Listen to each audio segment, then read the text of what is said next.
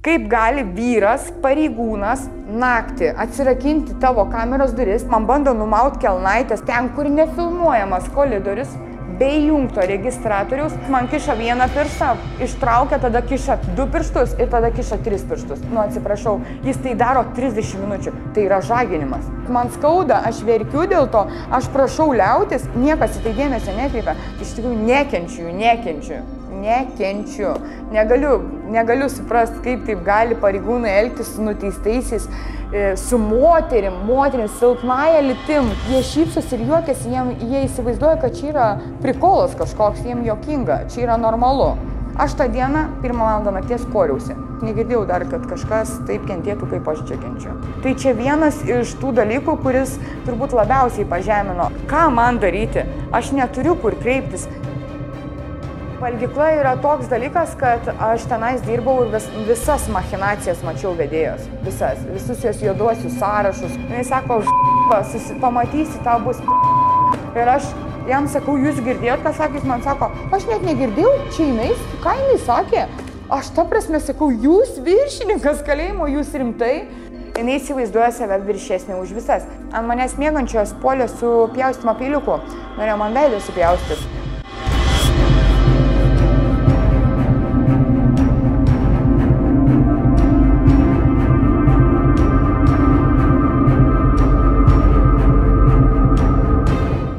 Labą dieną, esu Samanta Bumblė, atlieku bausmę Panevėžio kalėjime, turiu bausmės 4 metai 6 mėnesiai, esu čia beveik 4 metai ir kalbėsiu apie mūsų Panevėžio kalėjimo supūvusią administraciją, apie mūsų supūvusius pareigūnus, kurie tikrai netinkamai atlieka savo darbą, kurie viršininkai, mūsų viršininkė, kurie atėjo į čia dirbti, yra kažkoks kosmosas, tai yra kažkas baisaus, nes kaip jinai atėjo, prasidėjo nerealus spaudimas, nerealus. Gerai, apie tai pakalbėsim, dar neskubėkim. Liko iki bausmės pabaigos kiek? 10 mėnesių ir 2 savaitės. Tai labai jau nedaug.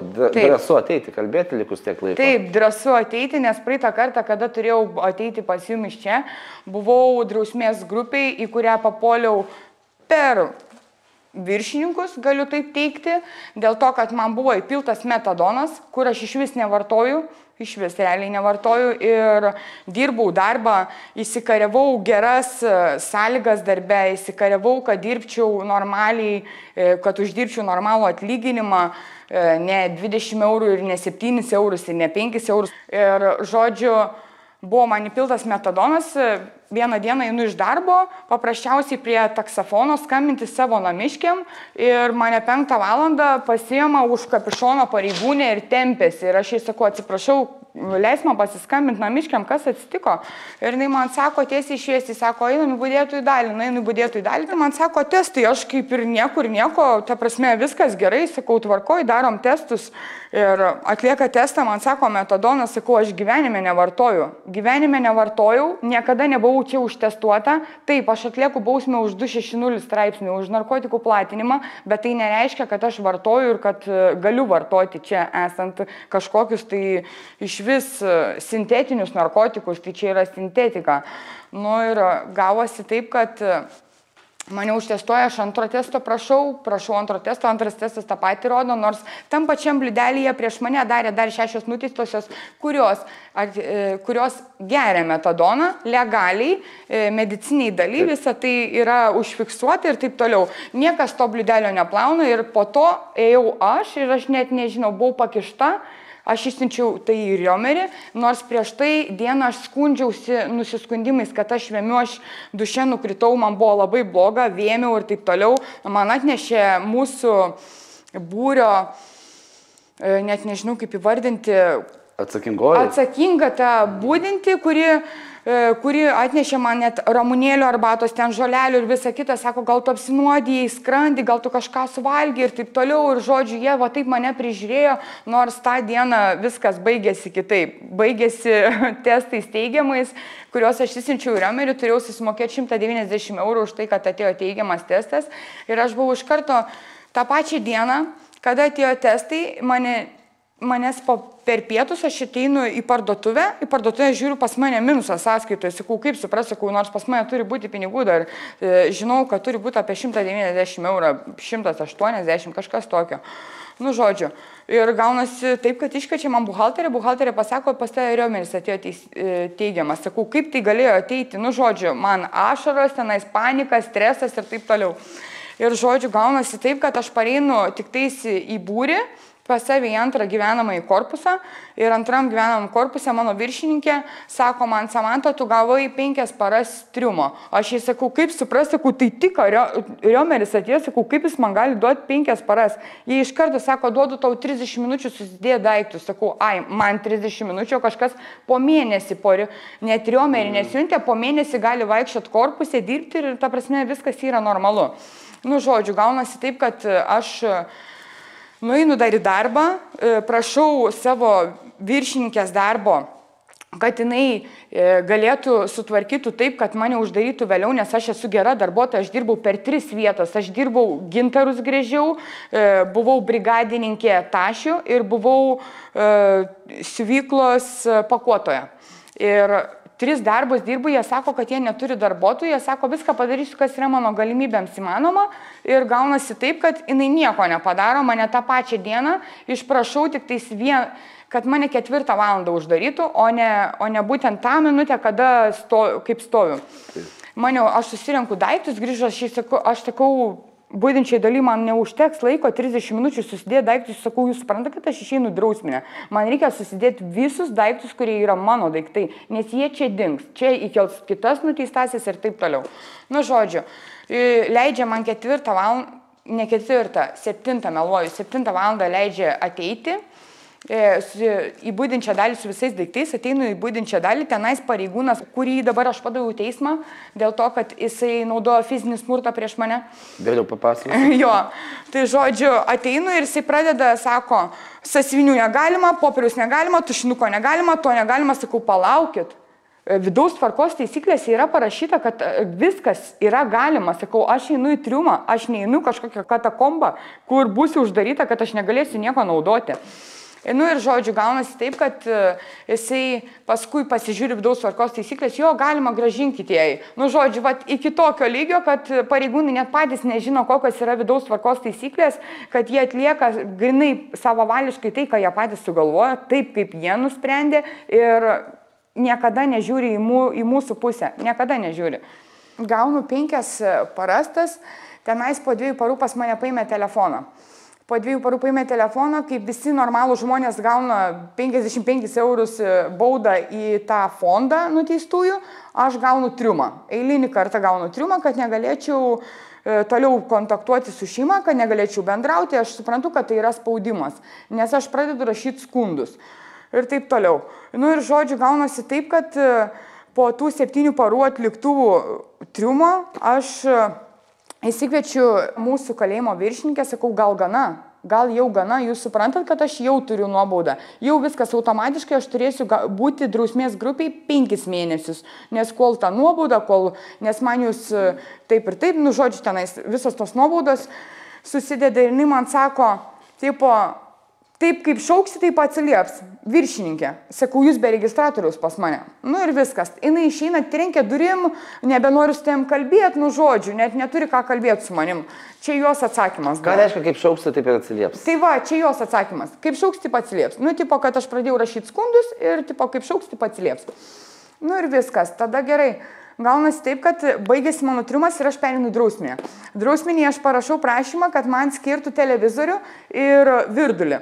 Aš pralaukiu, nežinau kiek laiko, gal savaitę maždaug, aš jai sakau, vėl aš jai įsikviečiu, sakau, kaip jūs galite man neduoti virdulio, sakau, nu ta prasme, tai priklauso drausmės grupiai, tai 3 kartus per dieną mažiausiai. Aš turiu vandenį prašyti pas kitą nuteistąją, kad jinai man užkaistų, jeigu jinai miega, tai ką man daryti? Tai reiškia, man negerti arbatos ar kavos, nors drausmės grupėje aš tai galiu daryti. Aš galiu valgyti sriubytės, aš galiu valgyti košės ir taip toliau pirkti tokius dalykus. Nu, žodžiu. Tada jinai man išreiškia taip, kad virdulį aš gausiu, bet dėl televizoriaus negausiu, nes, nu, dėl to, kad aš parašiau prašymą. Jinai nueina su atsakingu pamainos į drausmės grupę, kur kitos nuteistosios, kur 4 vienoje kameroje, aš buvau vienutėj. nueina pas jas ir sako, padėkokit Bumbliai, atiduokit televizorių. Ir jinai paima iš jų televizorių, aš žiūriu taip ir to prasme sakau, viršininkai, jūs girdit, ką jūs šnekat? Jūs daro tarp mūsų grinai provokaciją, kad mes susimuštume, kad mes ėstumėmės, kad būtų toliau man drausmės grupė, ar KTP aš gaučiau, ar jūs mane toliau marintumėt tam toj katakombui. Nu, žodžiu, jau nekalbu apie tai, kad sąlygos netitinka. Jau iš viso apie tai net nekalbu. Nu, žodžiu, ir gaunasi visi va tokie dalykai. Čia iš viršininkės pusės. Kiek be bandžiau eiti kompromisus su ją, pradėjau pjaustytis, žalotis pradėjau dėl to, kad bandžiau gauti tai, kas man priklauso, nors niekas į tai nereagavo. Parašiau prašymą atlikinėti bausmę viena, toj kameroj vienutėj. Kodėl viena? Dėl to, kad su nuteistosiam nesutariu. Kai kurios nuteistosios buvo Romų tautybės, kai kurios turėjo tam tikras ligas, dėl kurių aš nenorėjau eiti, ir kitos dėl to, kad jos mane puolė, dėl to, kad antram korpuse, kuriam aš gyvenau, buvo nuteistoji, su kuria buvo didelis konfliktas, iškelta byla ir taip toliau. Aš jums paskui vėliau parodysiu visą tai ir pratesim temą apie tai. Tai žodžiu, gaunasi taip, kad aš parašau prašymą, man leidžia 3 mėnesius prabūti vienai, viskas gerai, po 3 mėnesių per 10 minučių pasirašo įsakymą mane kelti 9 kamerą kartu su ta nuteistaja, su kuria aš visiškai nesutariu ir konfliktuoju. Aš tą dieną 1 valandą nakties koriausi. Nes aš nebegalėjau tverti to spaudimo, jinai ateina pas mus ir aš jai sakau, viršininkė, ką jūs darot? Jūs mane kilnojat kaip daiktą, iš 15 iš 9, iš 9 į 17, iš 17 atgal į 9, nu va taip, va pirmin ir atgal. Sakau, jūs įsivaizduojat, kad, ta prasme, aš esu kažkoks daiktas, aš nesu daiktas, aš esu lygiai taip pat toks pat žmogus kaip ir jūs. Aš lygiai taip pat turiu jausmus, lygiai taip pat patiriu stresą ir paniką dėl to, kad jūs mane kilnojat. Nu, ir jinai visą tai nekreipia dėmesio, jai visiškai dzin. Viskas prasidėjo nuo to, kaip atėjo šita viršininkė į kalėjimą. Visada buvo galima rasti kompromisą, visada buvo galima aiškinti. Niekada nebuvau parašęs ne vieno skundo. Ne vieno skundo nebuvau. Per metus laiko surinkau, pažiūrėkit, kiek papkių. Net nepilnai metai. Spalio 11 bus metai, kada atlieku drausminę, ten visi triumai įeina ir visas uždaras režimas, kiek aš dabar atlikinėju tą bausmę. Tai vat apie tai ir norėjau pasakyti. Tai vat, sakot, kaip pasikeitė vadovybė. Tai nuo ko tas prasidėjo?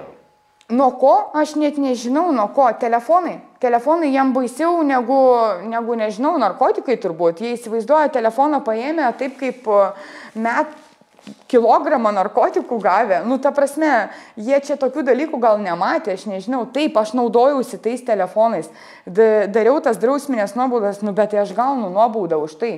Aš už tai atsakau, man nuima mėnesį parduotuvę, duoda visada per skaudžiausią, sumažina limitus, duoda triumus. Nu, niekada nebūna bauda ar kažkas tai, ką aš galiu padaryti, susimokėti iš karto. Aš jai sakau, viršininkė, aš turiu sąskaitą pinigų, jūs galite dabar iš karto nuskaičiuoti, parduotuvę nuimta. Va dabar paskutinį kartą prieš mėnesį, praeitą mėnesį, 21 pas mane paėmė telefoną iš rankų. Paėmė telefoną ir kokią aš gavau nuobaudą? Parduotuvę mėnesį. Tam, kad žino, kad man tai yra skaudžiausia, kad aš negalėčiau nusipirkti atsigerti, kad aš negalėčiau nusipirkti kažką pavalgyti priedo. Ta prasme, iš vis, nežiūri tuos dalykus visiškai. Suprasčiau, ten dar sumažintų ten tą limitą. Bet ne, nuėmė mėnesį. Kanceliarinės prekės galiu pirkti, tai iš vokų sonti nebūsiu, iš vokų rūkyti nenusipirksiu, ta prasme. Tada... Įdomi, čia taip. Gerai, o iš kur tie telefonai pas jūs? Sakot, labai mėgstat tuos telefonus. Jo, tai būna visko. Lengva juos gauti? Gerai, nesakykime iš kur, bet... Nelengva, aišku. Daug prakaito tai kainuoja. Daug prakaito tai kainuoja ir... Ne tik prakaito, ir pinigų? Ne tik pinigų. Daug prakaito, gal pradėkime nuo to, kad... Ne vienas žmogus už tai yra atsakingas ir ne vienas žmogus tai turi padaryti, kad tai būtų. Aš tais telefonais, aš nedarau kažkokių nusikaltimų, aš nedarau ten alio mama nesuku, kaip jie čia įsivaizduoja. Aš bendrauju tik su šeima.